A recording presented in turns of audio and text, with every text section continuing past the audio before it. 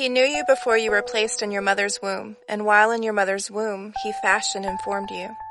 With loving kindness, he tenderly and gently molded you into his perfect creation. He held your life in his hands and saw all that you would become. He saw who you would be if you chose him and followed his ways, while also seeing what you would become if you chose the world and followed its ways. In that moment, he felt extreme joy and extreme anguish, for he feels the effects of each choice you make.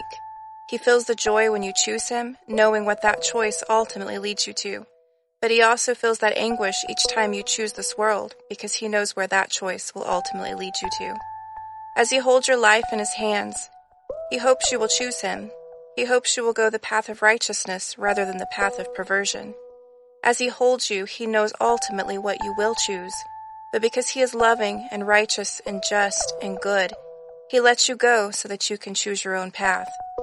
He would never force his love upon you. Instead, he remains in the secret place, waiting for you to remember who created you, who nurtured you and formed you in your mother's womb. He was the first to love you, and he is the first one that you loved before the world whispered in your ear. You shall not surely die.